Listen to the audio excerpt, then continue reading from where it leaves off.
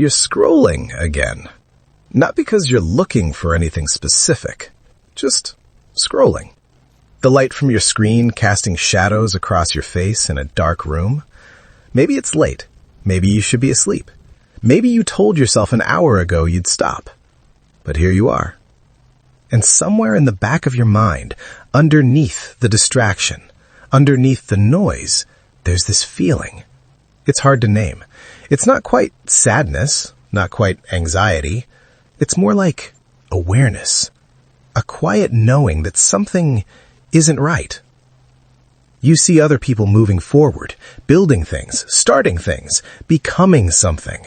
And you're here, still thinking about it, still planning, still waiting for the right moment, the right feeling, the right version of yourself to finally show up and take action. How long have you been waiting? I'm not asking to make you feel bad. I'm asking because that question matters. Because somewhere along the way you convinced yourself that hesitation was safety, that waiting was wisdom, that thinking more would eventually lead to certainty. But it hasn't. And tonight, in this quiet moment, you know it. Let me tell you what regret actually is. Most people think regret is about making the wrong choice, choosing the wrong career, the wrong partner, the wrong path. And yes, sometimes we do make poor decisions, but that's not what haunts people. That's not what keeps them awake at 35 or 42 or 61, staring at the ceiling wondering where the time went. The regret that destroys people is quieter than that. It's the regret of inaction. The relationship you never confessed, the business you never started, the skill you thought about learning for 5 years but never began, the conversation you avoided, the risk you postponed, the life you imagined but never built. Your brain doesn't let these things go. It can't, because unlike a bad decision that you made and lived through, inaction leaves a ghost, a shadow version of your life that could have been. And your mind replays it, over and over. It shows you the parallel timeline, the one where you said yes instead of maybe, where you started instead of prepared, where you moved instead of waited. This is what psychologists call counterfactual thinking. Your brain generates alternative versions of reality to learn from experience. It's supposed to help you. But when the pattern is chronic avoidance, it becomes torture. Because you're not learning from mistakes you made, you're grieving possibilities you killed through silence. And here's what makes it worse. The pain of a wrong decision eventually fades. You adapt, you learn, you move on. But the pain of inaction compounds. Because every year that passes, the gap between who you are and who you could have been grows wider. The ghost gets clearer, more detailed, more capable, more successful, more fulfilled. And you're left wondering, was that version of me even possible? Could I have actually done that? The answer is usually yes, but you'll never know for certain because you didn't try. Think about the things you're afraid of right now. Not the big existential fears, the small practical ones. Sending that message, making that call, starting that project, posting that work, applying for that position, having that difficult conversation. Why haven't you done them? If you're honest, really honest, it's not because you can't, it's because of what might happen if you do. Someone might say no. Someone might judge you. You might fail. You might look foolish. You might discover you're not as capable as you thought.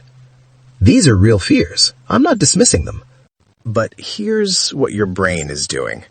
It's running a calculation, a trade-off. And right now, it has decided that the immediate pain of potential embarrassment is worse than the long-term pain of regret. This is called loss aversion. Humans are wired to avoid losses more strongly than we pursue gains. We'll work harder to protect what we have than to build what we want. And the version of ourselves we have right now, the identity we're currently living, feels like something to protect, even if it's smaller than what we could become.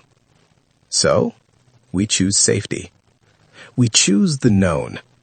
We choose to wait a little longer. And the years pass. I want you to imagine something with me. Not some fantasy future, Just a simple truth. 10 years from now, you're sitting exactly where you are right now. Same room, same position, maybe older, maybe more tired. And you're thinking about today, this moment, right now. What would that future version of you want you to do tonight? Would they want you to scroll for another hour, to think about it more, to wait for conditions to be perfect, to let fear make the decision? Or would they beg you to take one small action, to send one message, to write one page, to make one uncomfortable choice, to start something, anything that moves you toward the person you claim you want to become? You already know the answer, because you've been that future version before. You've looked back at previous years and felt the sting of opportunities you let slip, moments when you almost did something, but didn't. And you told yourself, next time I won't hesitate, next time I'll be braver. But next time became this time. And here you are, still hesitating. Here's what most people don't understand about regret. It's not just an emotion, it's information. When you feel that ache of I should have, that's your deeper self trying to communicate. It's showing you what matters. It's revealing where your values actually are underneath all the comfort and distraction and fear. The things you regret not doing are maps to your real priorities. If you regret not pursuing a creative path, that tells you creativity matters more than security.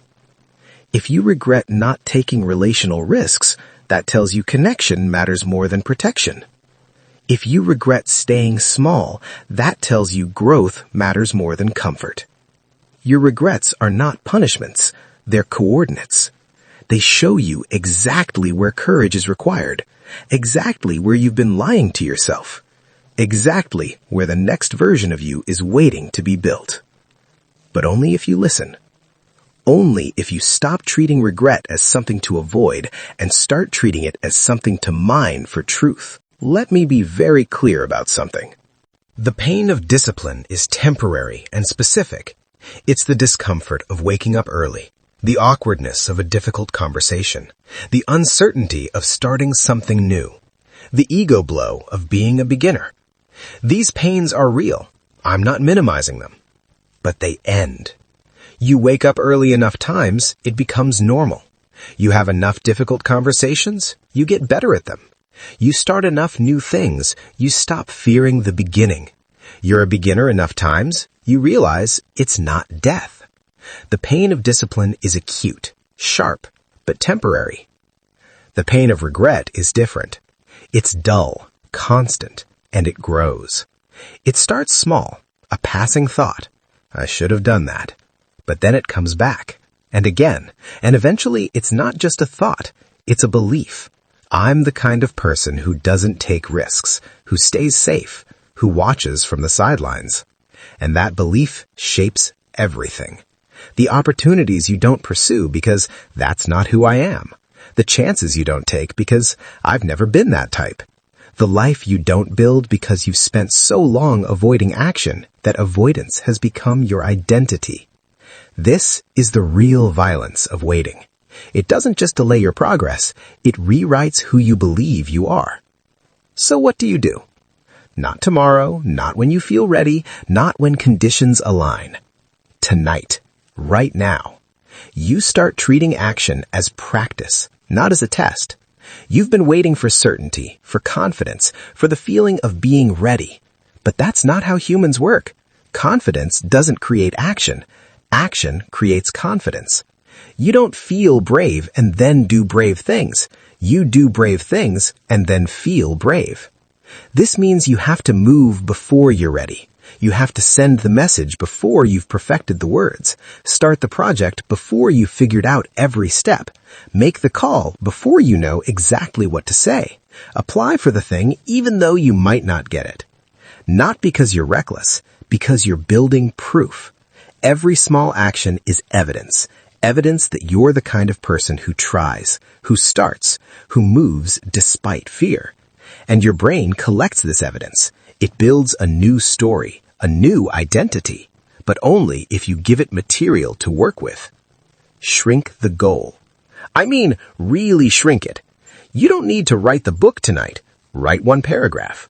You don't need to launch the business. Research one question. You don't need to have the whole conversation. Send one text. You don't need to master the skill. Practice for 10 minutes. The goal is not completion. The goal is refusal to wait. Because here's what happens when you take small, consistent action. Your relationship with fear changes. It's still there. Fear doesn't disappear. But you stop treating it as a stop sign and start treating it as a companion, something that shows up when you're doing something that matters. You stop asking, how do I get rid of fear? And start asking, how do I move with fear? That question changes everything. Measure your effort, not outcomes. This is critical. If you measure success by whether you get the job, win the deal, get the relationship, publish the thing, you're setting yourself up for paralysis, because outcomes are only partially in your control. And when success depends on things outside your control, your brain learns that effort is risky. But if you measure success by whether you tried, whether you showed up, whether you did the work regardless of result, you take your power back. Did you send the application? Success. Did you have the conversation? Success. Did you start the project? Success. The outcome teaches you something, but the action builds you. And over time, the person who consistently takes action regardless of outcome becomes someone who generates opportunities, who builds skills, who develops resilience, who creates options. Not because they're fearless, because they've practiced moving anyway. Let me ask you something quietly. What would your life look like if, starting tonight, you made one small, uncomfortable choice every day for the next 6 months?